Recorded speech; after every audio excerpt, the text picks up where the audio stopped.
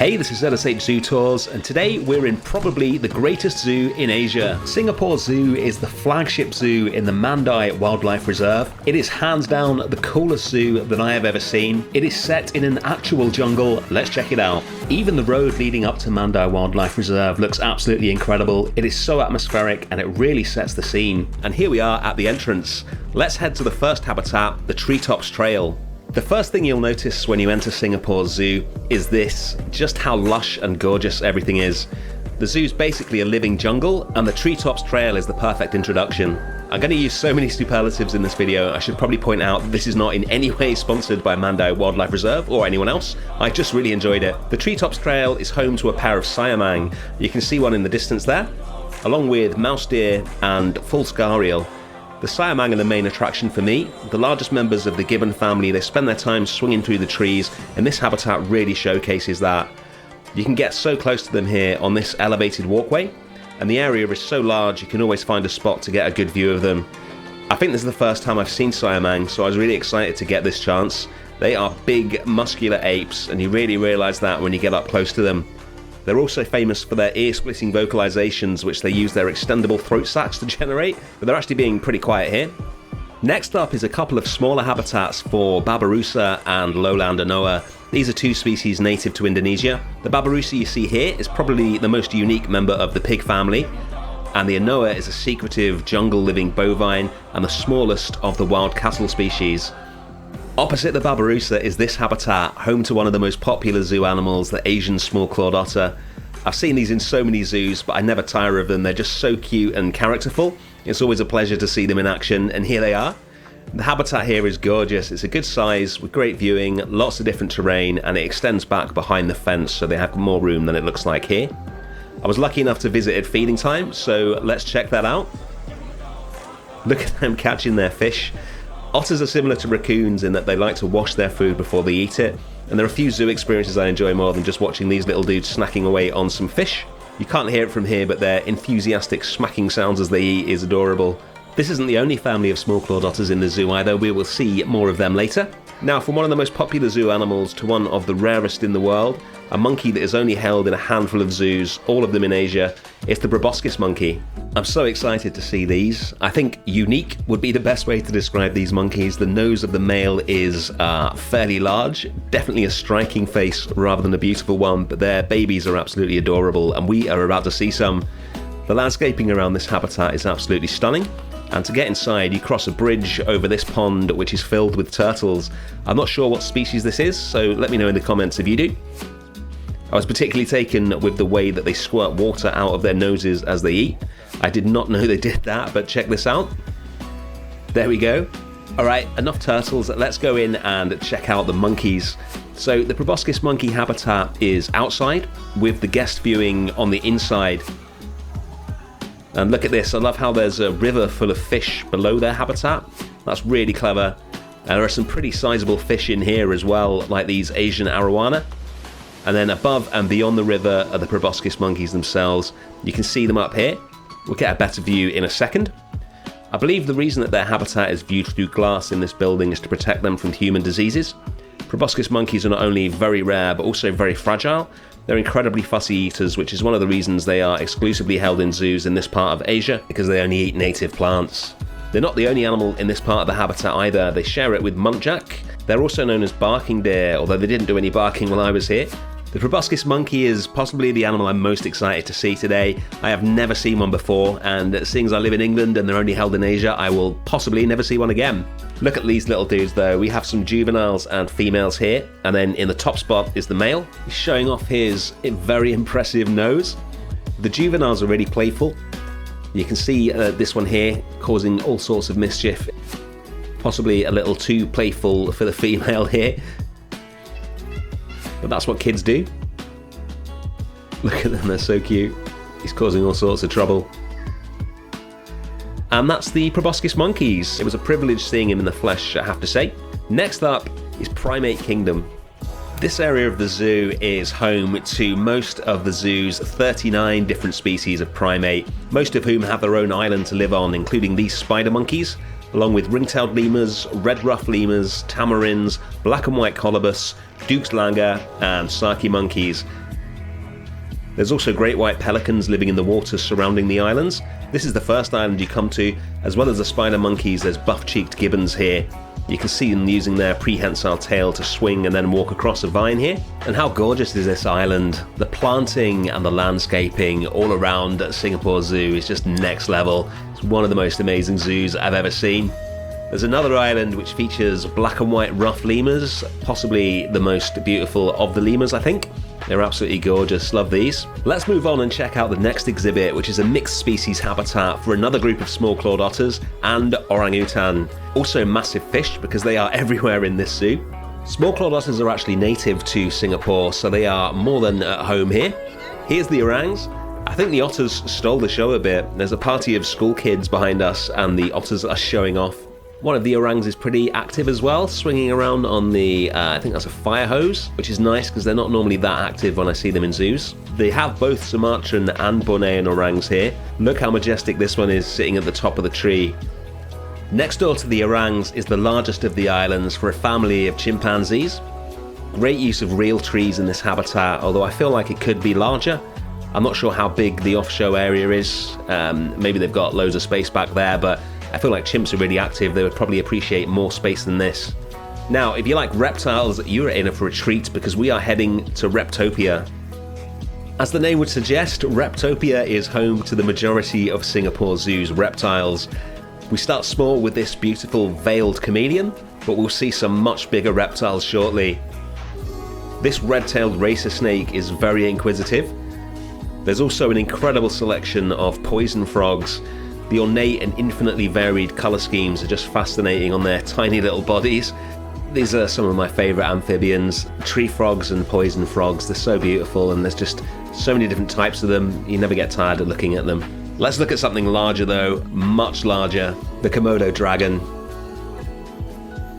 This habitat offers incredible views as there's a dry moat hidden under the vegetation in front of the dragon, so we get an uninterrupted view of him here.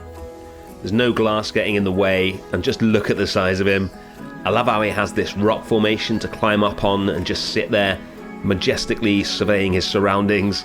I think all zoos that hold Komodo dragons should have some sort of rock formation like this, it's awesome. There's also another viewing area that is behind glass that allows us to get even closer. Let's take a look at that.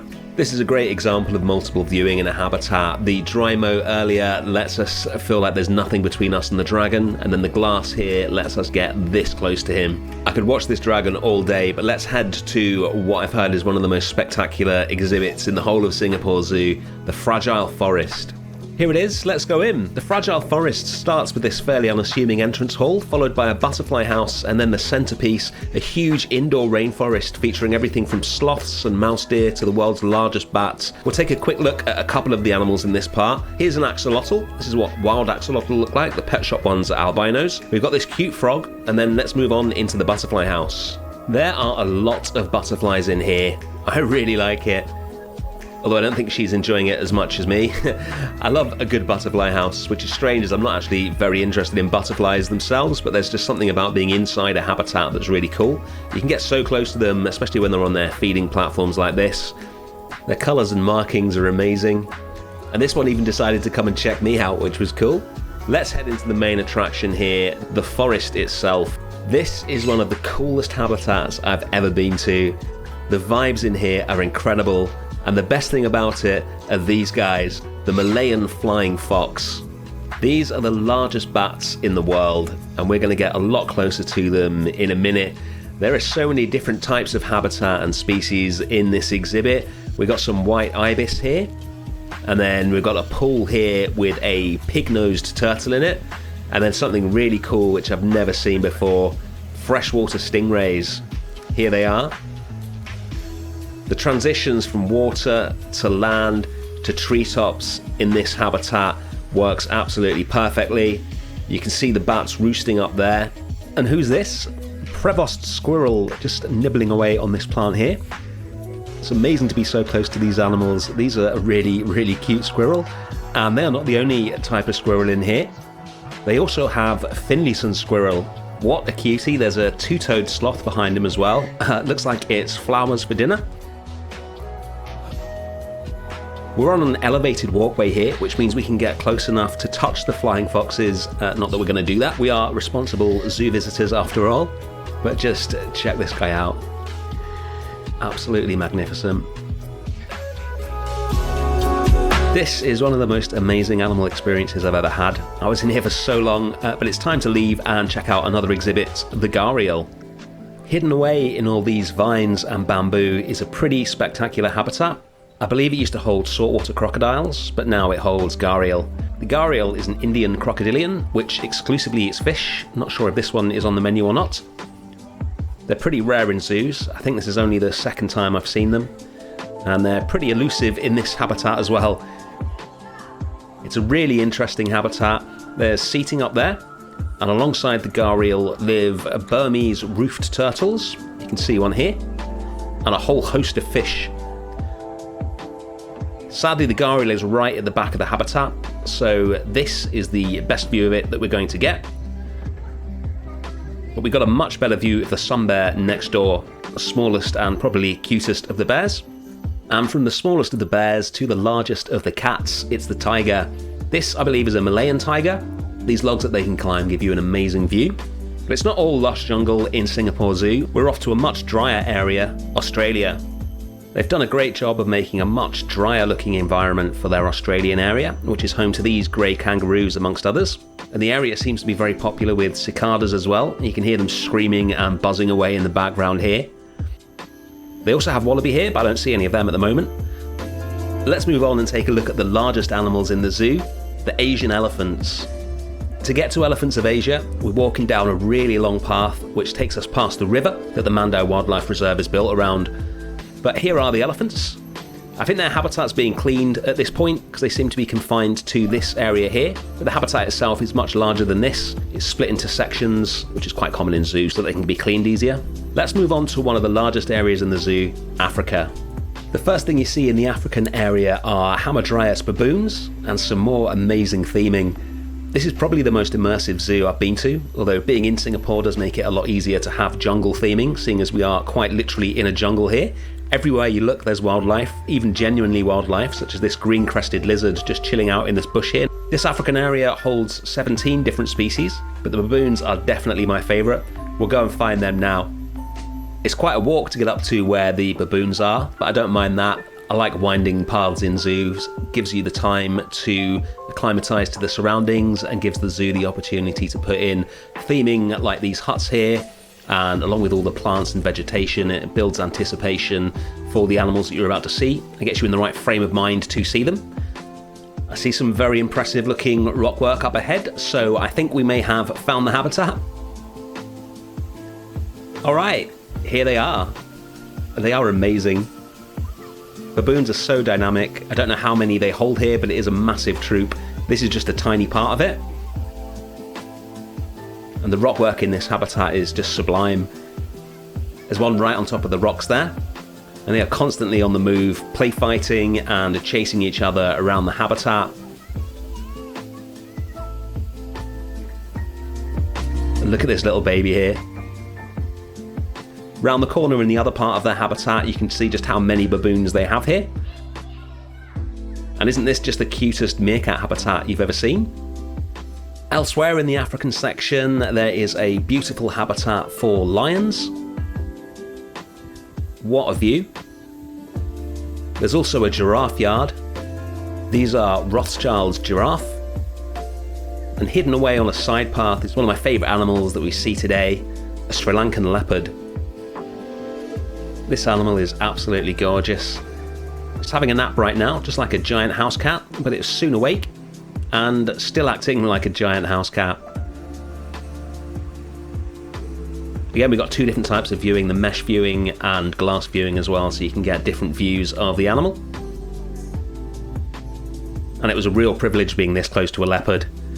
Well, I need a rest after all these animals, so I'll take a seat in this spectacular auditorium.